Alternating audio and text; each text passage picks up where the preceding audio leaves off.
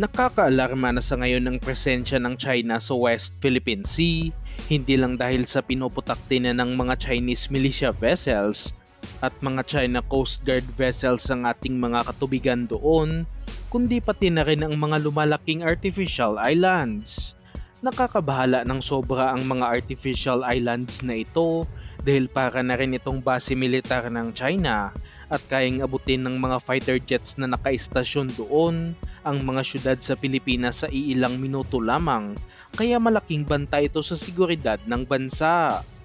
Mayroon din naman tayong mga binili na mga Spider missile air defense system mula sa Israel, ngunit iilan lang ang mga ito at nasa 60 kilometers lang din ang range, kaya hindi nito kayang protektahan ng buong teritoryo ng Pilipinas.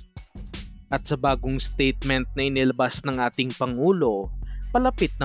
na ang mga artificial islands sa ating bansa at base sa kanilang pinaka-latest na intelligence report, nasa 60 nautical miles na lang ang layo nito sa kalupaan ng Pilipinas at dapat na talagang mabahala ang mga Pilipino dito.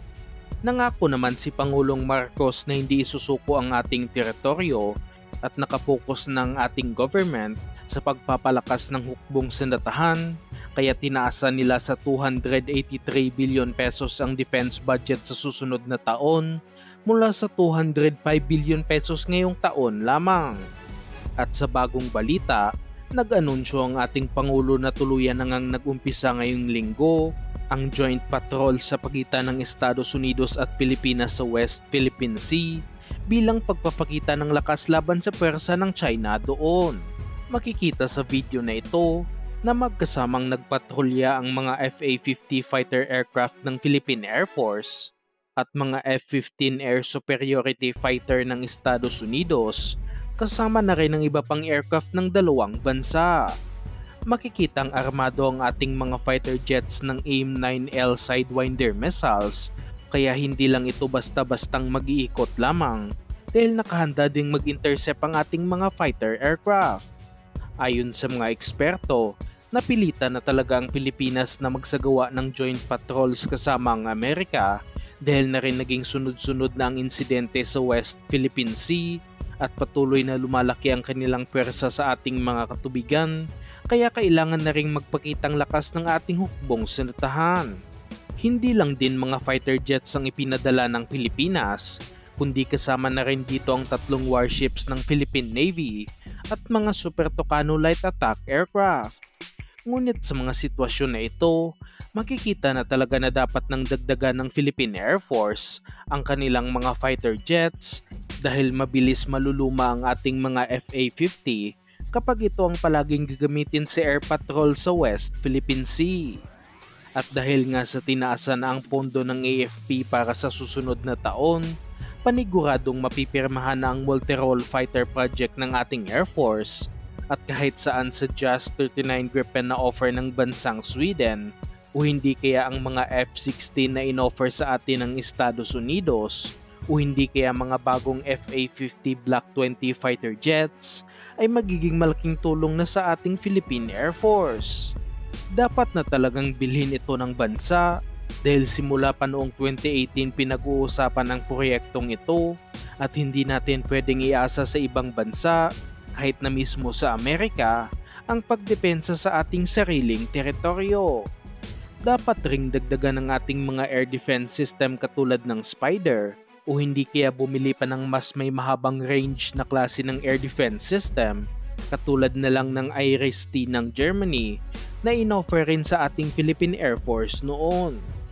Malaking banta ang mga papasok na aircraft ng China, lalo na't halos lahat sa kanilang mga artificial island ay mayroong runway na pwedeng mag-take off ang kanilang mga fighter jets at ilang minuto lamang ay kaya na nitong makarating sa Pilipinas. Sa ngayon, umaasa tayong lalo pang lalakihan ang pondo sa AFP Modernization Program upang mapagpatuloy pa ang hindi napopondohang mga proyekto. Pagdating naman sa Philippine Navy, in-upgrade na ang mga AW159 Wildcat anti-submarine helicopters at makikitang nilagyan na ito ng tinatawag na Rafael Spike Data Link Antenna at mga launch pylons na nakakabit sa gilid upang makapagsagawa ng airstrike ang naturang helicopter. At dahil nga sa in-upgrade na ang mga helicopter, kaya na nitong magdala ng mga spike and loss missiles na isang air-to-ground anti-ship missile na mayroong range ng nasa 50 kilometro at hindi lang basta-basta pang anti-submarine ang mga Wildcats. Katulad din ng missile na ito sa kayang dalhin ng mga Acero-class fast attack craft, kaya inaasahang mayroon na ring mga spike and loss na nasa storage ang Philippine Navy. Kayang magdala ng AW159 ng nasa 4 na spike and loss missiles, kaya malaking upgrade ito sa ating Navy at dinideploy ang mga ito para sa ating Rizal-class frigates at plano pang bumili ng Navy ng mga karagdagang naturang helicopter. Nabili ito ng bansa mula sa Britanya na nagkakahalaga ng 5.4 billion pesos para sa 2 units sa ilalim ng Horizon 2 ng AFP Modernization Program. Samantalang sa isa pang balita, ibinunyag ni Senator Bato de la Rosa sa Senado na masyado nang delayed ang AFP Modernization Program at dapat nasa Horizon 3 na sa ngayon, ngunit hindi pa rin matapos-tapos ang Horizon 2 ng programa. Kung inyong titignan, nagsimula ang Horizon 1 noong 2013 hanggang 2017, Horizon 2 noong 2018 hanggang 2022, at dapat nagsimula ng Horizon 3 ngayong taon na tinatayang magtatapos sa taong 2027. Ang buong AFP Modernization Program ay may estimated cost na nasa 2.3 trillion pesos at ang Horizon 3 ang pinakamalaking parte nito na nasa 1.8 trillion pesos, kaya malaking hamon ito sa administrasyon ni Pangulong Marcos. Ngunit napakahirap abutin na ito ng plano ng hukbong sindatahan hanggat hindi nagiging seryoso ang ating gobyerno sa paglalaan ng pondo, at kapag nagkaroon ng invasion sa ating bansa ay wala tayong pagpipilian kundi humingi ng tulong sa mga kaalyadong bansa. Sa ngayon, dapat na talagang hanapan ng pondo ng Kongreso para sa mga proyektong ito dahil dito nakasalalay ang kaligtasan at seguridad ng Pilipinas.